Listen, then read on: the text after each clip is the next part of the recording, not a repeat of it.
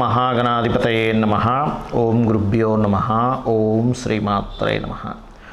పరమేశ్వర స్వరూపమైనటువంటి జ్యోతిష, వాస్తు మరియు ఇతర అనేకమైనటువంటి శాస్త్రములను మనకు అందించినటువంటి మహర్షులకి నమస్కారం. హయగ్రీవ హయగ్రీవ హయగ్రీవేతి యో వదేత్తస్య నిస్సరతే వాణి జహ్నుకన్యా ప్రవాహవత్. అరుణాం కరుణాతరంగితాక్షీం ధృతపాశాంకుశపుష్పబాణచాపాం అనిమాదిభిరావృతాం మయూకైః అహమిత్యేవ విభావయే భవానీం. శ్రీమాత్రే నమః. ప్రేక్షకులందరికీ కూడా ఆ లలితాంబిక అమ్మవారి యొక్క అనుగ్రహం పరిపూర్ణంగా కలగాలని మనస్ఫూర్తిగా కోరుకుంటూ మనం ఈరోజు చెప్పుకోబోయేటువంటి అంశం ఏమిటి అంటే 2024 జనవరి నుంచి డిసెంబర్ వరకు చాలామంది ఏంటంటే ఉగాదికి చెప్పుకుంటామండి అంటే లేదు సార్, ఒక జనవరి నుంచి డిసెంబర్ వరకు కూడా మాకు ఇయర్ టు ఇయర్ అన్నట్టుగా ఉంటుంది చెప్పమని చాలా రిక్వెస్ట్లు రావడం వల్ల మనం ఈ యొక్క ఎపిసోడ్ చెప్పవలసి వస్తుంది. కామన్గా అయితే మనం ఉగాదికే చెప్పుకుంటాం. అయితే ఈ జనవరి నుంచి డిసెంబర్ మధ్యలో ఎప్పుడు కూడా సంవత్సర ఫలితాలు చెప్పేటప్పుడు ఇక్కడ మేజర్ ప్లానెట్స్ అని తీసుకుంటాం. అంటే మేజర్ ప్లానెట్స్ ఏమిటి అంటే గురువు, జీవకారకుడైన గురువు, కర్మకారకుడైన శని, కాలానికి కారకుడైన రాహు, మోక్షానికి కారకుడైన కేతువు. మిగతా గ్రహాల యొక్క స్థితి బట్టి మనం నెల ఫలితాలు ఎలాగో చెప్పుకుంటూ ఉంటాం, మాస ఫలితాలు అంటూ ఉంటాం వాటిని. అవి ప్రతి నెల మారిపోతూ ఉంటాయి. 45 డేస్కి, 1 మంత్కి, 25 డేస్కి ఇలాగా. అయితే ఈ 4 గ్రహాల యొక్క స్థితి మూలంగా 12 రాసుల వారికి ఏ విషయాల్లో బాగా కలిసి రానుంది, ఏ విషయాల పట్ల జాగ్రత్త వహించాలి అనేటువంటి విషయాలు ఇప్పుడు మనం ఒక్కొక్క రాశి లేదా ఒక్కొక్క లగ్నంగా మనం తెలుసుకుందాం. ధనుర్లగ్నము, ధనుస్సు రాశి. మీకు ఈ యొక్క వారం ప్రత్యేకంగా ఈ 4వ స్థానంలో రాహు యొక్క సంచారం ఏదైతే ఉందో, ఈ యొక్క పంచమ స్థానంలో ఉన్నటువంటి గురువు ఎప్పుడైతే మీకు మారుతున్నాడో, అది ఎప్పుడు మారుతున్నాడు గురువు అని చెప్పి తీసుకున్నట్టయితే 1 మే నుంచి మారుతున్నాడు. 1 మే నుంచి మారి అక్కడే ఉంటాడు సంవత్సరం పాటు. ఈ సంవత్సరం మొత్తం కూడా ఈ 2024లో. అయితే ఇక్కడ రాహు చతుర్థ స్థానంలో ఉన్నటువంటి ఫలితాలు కనుక చూసుకున్నట్లయితే విదేశాలలో పిఆర్ కోసం ప్రయత్నం చేసేటువంటి వారికి, అక్కడ రెసిడెన్షియల్ గ్రీన్ కార్డు కోసం ప్రయత్నం చేస్తూ ఉంటారు వారికి, మరియు అక్కడే ఏదైనా గృహం కొనుగోలు చేద్దాం అనుకునేటువంటి వారికి, విదేశాల్లో ఉండేటువంటి వారికి విదేశాల్లో గృహయోగాన్ని ఇస్తున్నాడు. అదేవిధంగా ఇన్వెస్ట్మెంట్స్, ఈ సమయంలో చేసేటువంటి ఇన్వెస్ట్మెంట్స్ గురువు 12వ స్థానాన్ని చూస్తున్నాడు కాబట్టి చేసే ప్రతి ఇన్వెస్ట్మెంట్ కూడా చాలా చక్కటి ఫలితాలు వస్తుంది, అందులో ఎటువంటి సందేహం లేదు. కాకపోతే మీరు కాస్త అప్పులు చేసేటువంటి విషయంలో, అప్పులు తీసుకునేటువంటి విషయంలో లగ్నాధిపతి 6వ స్థానంలోకి వెళ్ళి కూర్చున్నాడు. ధనుస్సు రాశికి అధిపతి అయినటువంటి గురువు. అయితే కామన్గా 6వ స్థానంలో ఉన్నప్పుడు గురుబలం తక్కువగా ఉందంటూ ఉంటాం. ఒకటి, అప్పులు తీసుకోవడం ఇచ్చేటువంటి విషయంలో మాత్రమే కాస్త చూసుకోండి. ఎందుకు అంటే ఆ గురువు పైన కేతువు యొక్క దృష్టి ఉంది కావున. మరియు మరొక విషయం ఏంటంటే ఇక్కడ చేస్తున్నటువంటి ఉద్యోగంలో మానేయాలని, మారిపోవాలని ఒక వైరాగ్యంతో ఉండడము, ఇటువంటి ఫలితాలు ఎక్కువగా ఈ యొక్క గురువు ఇస్తూ ఉంటాడు. అదేవిధంగా కొంతమంది చూడండి, రెగ్యులర్గా జిమ్కి వెళ్ళే వాళ్ళు కావచ్చు, ఎక్సర్సైజ్ చేసేటువంటి వారు కావచ్చు, తెలియని ఒక వైరాగ్యం, తెలియని కొంత డిస్కంటిన్యూ జరుగుతూ ఉంటుంది. ఎందుకంటే దశమ స్థానంలో ఎప్పుడైతే కేతు ఉన్నాడో, దశమం అంటే శక్తిని నిరూపించుకోవడం, శక్తిని పెంచుకోవడంగా చెప్తూ ఉంటుంది. అది ఉద్యోగరీత్యా కావచ్చు, వ్యాపారరీత్యా కావచ్చు, ఏదైనా కానీ శక్తి పెరగడం అనేటువంటిది. ఈ వైరాగ్య ధోరణిలో ఏదైతే మనకి ఈ యొక్క వృత్తి సంబంధించిన, వ్యాపార సంబంధించిన మీ యొక్క పవర్ని పెంచుకునేటువంటి విషయంలో తెలియని వైరాగ్యం ఒక్కోసారి వస్తున్నప్పుడు మీరు గణపతిని ఆరాధించడం ద్వారా దాన్ని పోగొట్టుకోవచ్చు. కాకపోతే విదేశాలకు వెళ్ళి అక్కడ చదువుకునేటువంటి విషయాల్లో కొన్ని ఫారిన్ కంట్రీస్కి వెళ్ళి మనం విద్యా సంబంధించిన చేస్తూ ఉంటారు. అటువంటి వాటికి మాత్రం చాలా అనుకూలంగా ఉంది. ఇక శని భగవానుడు 3వ స్థానం అనేటువంటి సర్వసాధారణంగా 3, 6, 10, 11 స్థానాలు మంచిగా చెప్తూ ఉంటారు.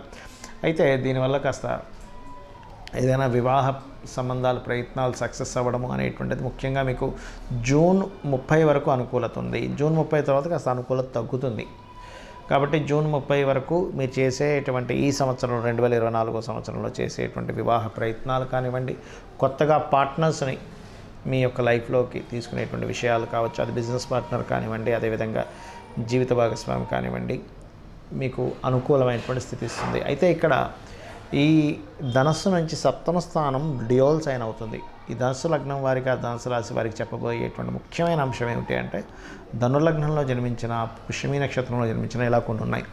అలా ముఖ్యంగా ధనుర్లగ్నంలో జన్మించినటువంటి వారు మీ యొక్క జన్మజాతకంలో ఏదైనా 2 వివాహాల యోగం ఉందా, లేదా శుక్రమహర్దశ నడుస్తుందేమో చూసుకోండి. అలా గనక నడుస్తున్నట్లయితే మీరు ఖచ్చితంగా అర్క వివాహం చేసుకునే వివాహం జోలికి వెళ్ళండి.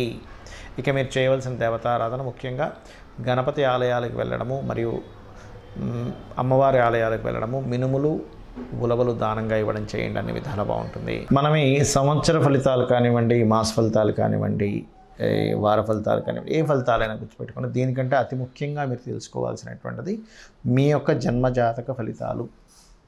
మీ జన్మజాతకము ఎలా నిర్మితం అవుతుంది అంటే, మీరు జన్మించినప్పుడు ఉన్నటువంటి తేదీ చాలా ముఖ్యం. అది చాలామంది ఏమంటుంటారంటే, ఏమంటే మా స్కూల్లో రాశారు పలానా తేదీ, అది ఓకేనా, లేకపోతే మా వాళ్ళు రఫ్గా ఒకటి రాశారు. అలా కాదు, మీరు పర్ఫెక్ట్గా మీరు ఏ రోజైతే పుట్టారో ఆ రోజున నక్షత్రము, అదేవిధంగా ఆ డేట్, మంత్ అంటే నెల, సంవత్సరము, తేదీ, నెల, సంవత్సరం, ఈ 3 కావాలి. Date, month, year. దీంతోపాటు మీరు పుట్టిన ప్రాంతం కూడా చాలా ముఖ్యం. ప్రాంతాన్ని బట్టి మీరు జన్మించినప్పుడు ఉన్న 12 లగ్నాల్లో ఏ లగ్నంలో జన్మించారు అని డిసైడ్ అవుతుంది. ప్రాంతం ఒకటి, సమయం ఒకటి. చాలామంది ఒక సమయానికి ఏ ప్రాంతమైనా ఒకటే వస్తుంది అనుకుంటారు. అలా రాదు. అక్షరాంశ రేఖాంశాలు మారిపోవడం ద్వారా లగ్నం మారిపోతుంది. అలా ఆ రకంగా మీరు జన్మించినప్పుడు ఉన్న లగ్నాన్ని తీసుకుంటే ప్రతి వ్యక్తి కూడా పూర్వజన్మల్లో చేసుకున్నటువంటి కర్మ ఆధారంగా ఈ యొక్క జన్మ వస్తుంది. పూర్వజన్మలో చేసిన కర్మ ఏమిటి, ఈ జన్మ ఎందుకు వచ్చింది, ఎందుకు అద్భుతమైనటువంటి యోగం కలిగింది, ఎందుకు ఎన్నో ప్రయత్నాలు చేసినా ముందుకు వెళ్ళలేకపోతున్నాను అనేటువంటి విషయం మీ యొక్క లగ్నం ద్వారా తెలుస్తుంది, గుర్తుపెట్టుకోండి. అదేవిధంగా అందరికీ కూడా ధనం అనేటువంటిది, కుటుంబం అనేటువంటిది ఎంతో ముఖ్యం. కాబట్టి మీ యొక్క ద్వితీయాధిపతిని బట్టి మీ ధన స్థానాధిపతి ఎక్కడున్నాడు, చాలామందికి ఈ విషయం తెలియక రకరకాల వ్యాపారాలు, రకరకాల వైపు వెళ్తూ నష్టపోతూ ధనాన్ని నష్టపోతూ ఉంటారు. అసలు ఎప్పుడు మీ జన్మజాతకంలో ధనం నష్టపోయే యోగం ఉంది, లాభం పొందే యోగం ఉంది, ఏ మార్గంలో వెళ్తే మీకు ధనయోగం ఉంటుంది అనేటువంటిది మీ ధనాధిపతిని బట్టి, మీ ప్రయత్నాలను, మీ సిబ్లింగ్స్ని బట్టి, థర్డ్ లార్డ్ని, మీకు ఏ దిశలో ఉంటే మంచిది. ఇప్పుడు 4 దిశలు మంచివే, వాస్తుపరంగా అన్ని దిశలు మంచివని చెప్తుంది శాస్త్రం. కాకపోతే మీరు ఏ దిశలో నివసిస్తే మంచిది, ఏ పేరు గలవారు. ఇప్పుడు చూడండి, రక్తం ఉంటుంది, అన్ని గ్రూప్స్ మంచివే, కానీ మన గ్రూప్ ఏది ఉందో దానికి సంబంధించిందే మనకి ఎప్పుడైనా ఏదైనా అవసరం వచ్చినప్పుడు, ఇబ్బంది వచ్చినప్పుడు మనం బాడీలోకి తీసుకుంటాం. అంతేగాని ఏ గ్రూప్ అయినా పర్లేదండి అనం. ఎందుకు, సేమ్ గ్రూప్ కనుక కనెక్ట్ అవ్వకపోతే అది ఆ వ్యక్తికి ఇబ్బందినిస్తుంది, ప్రాణాపాయంగా మారుతుంది. కాబట్టి అదే రకంగా వాస్తులో కూడా పేరులో ఉన్న మొదటక్షరాన్ని తీసుకొని ఏ దిశలో ఉండాలి. అదేవిధంగా మీ జన్మజాతకంలో ఉన్న గ్రహాలను బట్టి, శుభగ్రహాలు ఉన్న స్థానాలను బట్టి కూడా తీసుకోవచ్చు. అదేవిధంగా మరొక విషయం ఏంటంటే, సంతాన అభివృద్ధి కానివ్వండి, వివాహ సమయం కానివ్వండి, 3 నుంచి 5 సార్లు వస్తుంది ప్రతి వ్యక్తికి కూడా వివాహ సమయం అనేటువంటిది. ఆ 3 నుంచి 5 సార్లు ఎప్పుడు బాగుంది టైం, ఇప్పుడు బాగాలేదు చూసుకుని దాన్ని బట్టి వివాహం చేసుకోవడం ద్వారా కూడా బాగుంటుంది. దాంతోపాటు మీ యొక్క జన్మజాతకంలో ఏదైనా 2 వివాహాల యోగం ఉందా, లేనట్లయితే వివాహం ఆలస్యంగా ఉందా, ఏ సమయంలో చేసుకుంటే మంచిది అనేది మీ జన్మజాతకంలో చూసుకుని ఆ పర్టికులర్ సమయాల్లో కనుక వెతుక్కుంటే మీ సమయము, ధనము, మనశ్శాంతి అన్నీ కూడా మీకు చేకూరుతుంది.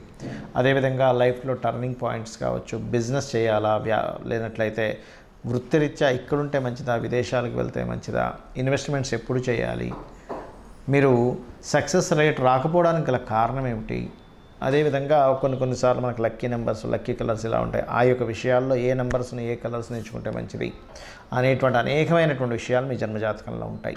అందుకే ముఖ్యంగా మనం మన జన్మజాతకాన్ని చూసుకోవాలి. మరి ఇక్కడ సందేహం ఏంటంటే, అందరికీ కూడా మరి జన్మజాతకం చూసుకునేలాగైతే ఈ గోచార ఫలితాలు మనం ఎందుకు చెప్పుకుంటున్నాము ప్రతిసారి. ప్రతి వ్యక్తి కూడా ఎంతో టాలెంటెడ్, అందులో ఎటువంటి సందేహం లేదు. ఒక్కొక్కరికి ఒక్కొక్క డిఫరెంట్ టాలెంట్ ఉంటుంది. ఆ టాలెంట్తోనే ఆ వ్యక్తి పైకి వస్తాడు. దాని పరంగా అతను ప్రణాళిక వేసుకుంటాడు, కష్టపడుతూ ఉంటాడు, ఎంతో పోరాడుతూ ఉంటాడు లైఫ్లో. కానీ ఒక్కొక్కసారి ఎంత ప్రయత్నించినా కొన్ని పనులు అవ్వవు. ఎందుకు అవ్వవు అంటే, మీ ప్రయత్నము, మీ యొక్క ఆలోచన విధానం ఎంత యూనిక్గా ఎంత బాగున్నా కూడా బయట ఉండేటువంటి మార్కెట్, అంటే ఒక ప్రోడక్ట్ తీసాము, బయట దానికి మార్కెట్ లేదు, అప్పుడు ఏమిటి పరిస్థితి? లేదా ఒక దగ్గరికి వెళ్దాం అనుకున్నాం, కరెక్ట్ టైంకి వెళ్దాం అనుకుంటాం, కానీ మధ్యలో ట్రాఫిక్ జామ్ అయింది, ఆ 10 నిమిషాలు, 20 నిమిషాలు, అరగంట లేట్ అయిపోతుంది. ఎందుకు? మీ ప్రయత్నం, మీరు కరెక్ట్గానే టైంకి బయలుదేరారుగా. ఎందుకు అంటే మధ్యలో ట్రాఫిక్ అనేది మిమ్మల్ని అడ్డగించింది, మార్కెట్ అనేటువంటిది మిమ్మల్ని అడ్డగించింది, లేదా ఒక వర్షం పడో మరొకటో మీరు ఆగవలసి వచ్చింది. అంటే ఏమిటి, బయట ఉండే మార్కెట్ అనాలిసిస్ కనుక మీకు తెలిస్తే ఈ సమయంలో ఉదయం 6 గంటలకైతే ట్రాఫిక్ ఉండదు, అదే 9 గంటలకైతే విపరీతమైన ట్రాఫిక్ ఉంటుంది, గంటలో వెళ్ళాల్సింది 2 గంటలు 3 గంటలు పట్టొచ్చు అనే మార్కెట్ అనాలిసిస్, అంటే బయట ఉండే పరిస్థితులు కనుక మీకు తెలిస్తే మీరు దాని తగ్గట్టుగా ప్లాన్ చేసుకుంటారు. ట్రాఫిక్ కావచ్చు, ప్రజెంట్ ఉన్న మార్కెట్ కావచ్చు, ప్రజెంట్ ఉన్న కండిషన్స్ ఏవైనా కావచ్చు, ఒక ప్రోడక్ట్కి ఉండేటువంటి వాల్యూ కావచ్చు. అదేవిధంగా మనకి గోచారం అనేది ఏం చెప్తుందంటే ప్రస్తుతం ఈ నెలలో ఈ గ్రహాలు ఇలా ఉన్నాయి, ఈ సంవత్సరం ఈ గ్రహాలు ఇలా ఉన్నాయి గోచారంలో, కాబట్టి వీటికి ఎనర్జీ ఎక్కువగా ఉంది, వీటికి ఎనర్జీ తక్కువగా ఉంది, కాబట్టి మీరు దీని పరంగా ప్లాన్ చేసుకోండి అని చెప్పేదే గోచారం. అప్పుడేంటి, మీ జన్మజాతకంలో ఉన్న యోగం ఏమిటి, మీ గోచారంలో ఉండేటువంటి గ్రహస్థితి ఏమిటి అనేటువంటి తెలుసుకుంటూ మిళితం చేసుకుంటూ, ఇవన్నీ ఒక ఎత్తు అయితే శాస్త్రాల్లో చెప్తున్నటువంటి విషయం ఏమిటి అంటే అమ్మవారిని కానీ, ఆ పరమేశ్వరుని కానీ, విష్ణువుని కానీ, దేవతా సంబంధించినటువంటి శక్తిని మీరు కనుక ఉపాసిస్తున్నట్లయితే, అమ్మా నాకు ఇవన్నీ తెలియవు, నీ యొక్క చరణాలు, నా పని నేను చేసుకుంటూ వెళ్ళిపోతుంటారు, నాకు ఈ జ్యోతిష్యమా, వాస్తా, లేకపోతే పరానా పాపం చేశానా, పుణ్యం చేశాను, ఇవన్నీ కాదు, ఇక్కడి నుంచి నేను త్రికరణ శుద్ధితో నేను చేసే ప్రతి పనిలో నేను చూసుకుంటూ వెళ్తున్నాను అనుకుంటే అమ్మవారే మొత్తం చూసుకుంటుంది. కాబట్టి ఆ యొక్క అమ్మవారి యొక్క అనుగ్రహం మీకు పరిపూర్ణంగా కలగాలని మనస్ఫూర్తిగా కోరుకుంటూ శ్రీమాత్రే నమః.